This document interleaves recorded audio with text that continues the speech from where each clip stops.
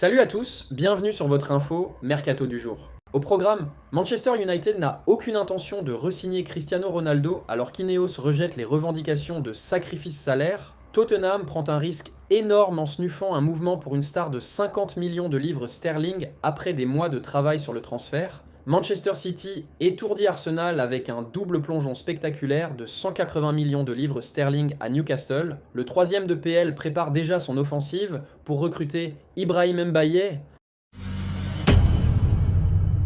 Devenu international sénégalais et pleinement intégré dans la rotation offensive du PSG, Ibrahim Mbaye a pris une nouvelle dimension cette saison. Il intéresse déjà un cadre de Premier League pour le prochain mercato. Pas forcément ou pas du tout attendu en début de saison, Ibrahim Mbaye est aujourd'hui inscrit dans la rotation offensive de Luis Enrique. L'ailier de 18 ans qui peut évoluer sur les deux côtés a ainsi déjà disputé 23 matchs avec le PSG cette saison, dont 10 comme titulaire pour un but et 2 passes décisives. Aston Villa cible Ibrahim Mbaye depuis l'été dernier. A noter que ces chiffres pourraient être plus importants puisque l'international sénégalais a manqué environ un mois de compétition avec la CAN. Depuis ce tournoi, il a participé aux 3 rencontres des Parisiens en étant 2 fois titulaire. C'est une preuve qu'il s'est installé dans l'effectif et qu'il n'a pas seulement eu du temps de jeu lors de la première partie de saison à cause de l'hécatombe en attaque. À 18 ans, Ibrahim Mbaye est donc un diamant brut que le PSG souhaite conserver. Le club de la capitale l'a fait signer cet hiver un contrat jusqu'en juin 2028. La formation française a donc sécurisé son Titi, ce qui n'empêche pas les courtisans de rêver comme Chelsea et d'autres clubs anglais. En effet, selon les informations de The Athletic, Aston Villa est très intéressé par l'ailier sénégalais. Le PSG va être attaqué lors du prochain mercato. L'actuel 3e de Premier League avait déjà le Parisien dans leur viseur l'été dernier, mais ses difficultés financières ne lui avaient pas permis de passer à l'action. La même source indique que le champion d'Europe n'était de toute manière pas vendeur. Il semble que la position du PSG ne devrait pas bouger dans ce dossier, alors que les Villans préparent un plan pour signer Ibrahim Mbaye l'été prochain. Pour le moment, les détails de ce dernier n'ont pas filtré, mais un départ du Sénégalais de Paris semble peu probable.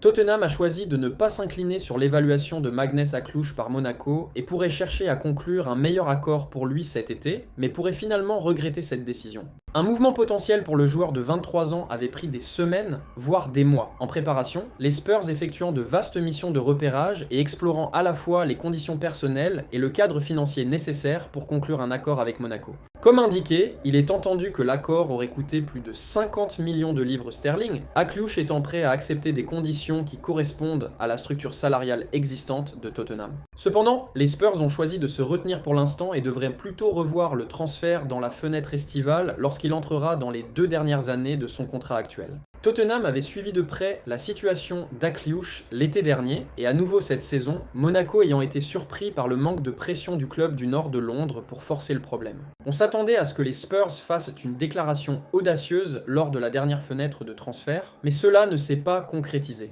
Les Spurs ont fait appel au milieu de terrain Conor Gallagher et à l'arrière-gauche Sousa pour environ 50 millions de livres sterling au total, mais ils voulaient également ajouter une nouvelle étincelle à leur attaque et se sont installés sur Akliouche comme cible de premier plan. Tottenham prend des risques en retardant le transfert bien nécessaire. La décision de retarder un déménagement pour Akliouche pourrait s'avérer risquée, Tottenham étant maintenant confronté à la perspective que des clubs rivaux intensifient leur intérêt pour lui avant l'été. L'international français, qui compte 5 fois, a marqué 4 buts et 5 passes décisives en 28 apparitions pour Monaco cette saison et ne devrait que s'améliorer. Aklouche peut jouer en tant qu'ailier droit ou milieu de terrain offensif, ce qui pourrait apporter de la profondeur dans 2 positions clés pour Tottenham. Cependant, pour l'instant, Thomas Frank devra se faire avec les options dont il dispose alors que le manager cherche à rebondir après une première moitié de saison lamentable. Les Spurs sont actuellement 14e au classement de la Premier League, bien en deçà des attentes de la hiérarchie et des supporters du club.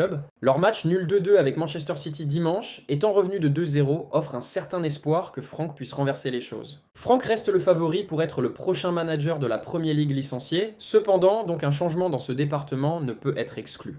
Mais il est peu probable que l'admiration du club pour Akliouche s'en aille, même s'il y a un changement de gestion avant l'été. Manchester United n'a catégoriquement aucun plan pour ramener Cristiano Ronaldo à Old Trafford cet été. Team Talk comprend, même si la superstar portugaise pèse son avenir dans la Saudi Pro League. Ronaldo, qui aura 41 ans jeudi, a été lié à un retour fantaisiste à Old Trafford dans la presse espagnole, au milieu des rapports selon lesquels le joueur est déjà en pourparlers sur un déménagement et avec la star vétéran prête à prendre un sacrifice de salaire pour assurer un troisième temps avec Manchester United. La précédente période de la superstar portugaise à United s'est terminée de manière acrimonieuse et inattendue après qu'il ait publiquement remis en question la direction dans laquelle le club se dirigeait et la propriété de la famille Glazer. Mais les sources insistent sur le respect profond des deux côtés. Malgré cela, cependant, des hauts responsables d'Old Trafford nous ont clairement indiqué qu'une réunion sensationnelle n'est pas envisagée. Cependant, alors que des rapports à travers l'Europe ont insisté sur Ronaldo pour qu'il cherche un départ d'Al Nassr à la fin de la saison, ce qui a suscité des spéculations sur les points d'atterrissage potentiels, United, nous dit-on, n'a pas l'intention d'explorer un retour et n'a pas l'intention d'ouvrir cette porte. Bien que l'admiration pour l'héritage de Ronaldo au club ne soit pas diminuée, cette nouvelle ère dirigée par Ineos à Old Trafford est axée sur la constitution d'équipes à long terme et la signature de futurs superstars, plutôt que de payer au-dessus des probabilités pour des noms établis ou de revisiter les chapitres passés, aussi emblématiques s'en soit-il. Dans l'état d'être, United ne fera pas partie de la conversation si Ronaldo décide que son passage en Arabie Saoudite touche à sa fin. Le transfert de Benzema prouve la goutte d'eau pour le malheureux Cristiano Ronaldo. Malgré le manque d'intérêt de United, l'avenir à long terme de Ronaldo en Arabie Saoudite semble certainement sombre, les sources révélant que la superstar est extrêmement frustrée parce qu'ils décrivent comme un manque de soutien du fonds d'investissement public, PFE, pour Al Nassr. Une situation qui l'a poussé plus près que jamais de l'envisager une sortie estivale. Le contrat de l'homme de 40 ans contient une clause lui permettant de partir en juin 2026, et l'intérêt de l'Europe et de la MLS a déjà commencé à se réchauffer. Mais les tensions dans les coulisses ont maintenant accéléré la possibilité d'une pause plus tôt. Selon les initiés, la frustration de Ronaldo a atteint le point d'ébullition la semaine dernière, aboutissant au refus de l'attaquant de jouer lors du dernier match d'Al Nassr contre Al Riyad. La décision, décrite par les proches du vestiaire comme une grève en tout sauf le nom, était la démonstration de mécontentement la plus visible de Ronaldo depuis son arrivée dans la Saudi Pro League. Les responsables du club se préparent maintenant à punir Ronaldo pour son absence, une décision qu'ils considèrent comme profondément injuste compte tenu de l'évolution des normes ailleurs dans la ligue. La récente décision d'autoriser Karim Benzema à faire un passage très médiatisé à Al Hilal, un rival direct et un autre club soutenu par le PIF, n'a fait qu'augmenter le sentiment d'injustice de Ronaldo. Des sources disent que Ronaldo pense que la gestion de la situation de Benzema expose la nature déséquilibrée du financement de la Pro League, différents clubs recevant différents niveaux de flexibilité et de soutien de la même investisseur global. Le manque de soutien perçu d'Al Nassr par rapport à leurs rivaux a laissé la star portugaise isolée, sous-évaluée et de plus en plus incertaine quant au projet qui lui était autrefois promis.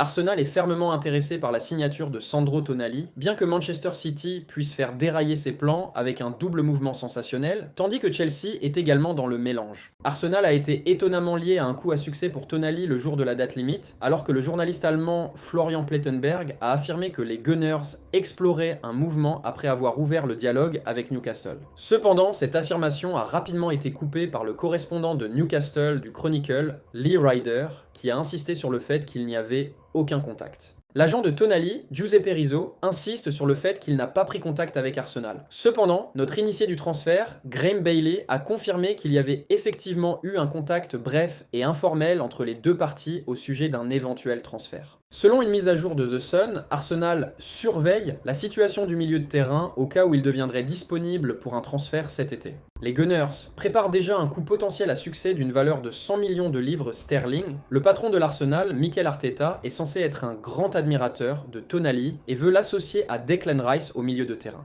Mais Arsenal n'est pas le seul à courir après le joueur de 25 ans. Le rapport ajoute que Man City a fait irruption dans le cadre pour un éventuel accord, tandis que Chelsea aimerait également le signer.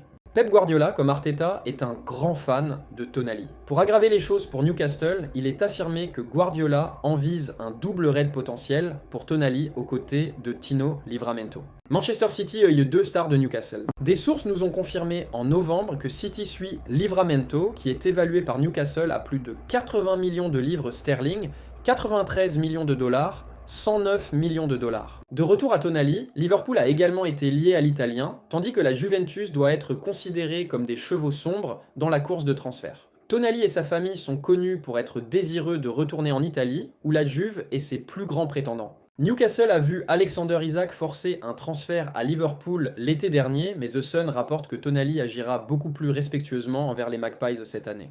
Il est impatient de rejoindre un club en compétition pour la Ligue des Champions et l'Argenterie nationale, bien qu'il ne fasse pas grève pour forcer la main de Newcastle. Voilà pour les infos du jour sur FootXperts. Dis-moi en commentaire ce que tu en penses. Like la vidéo si elle t'a plu et abonne-toi pour ne rien rater du mercato et des breaking news chaque matin. À demain pour encore plus d'actu foot.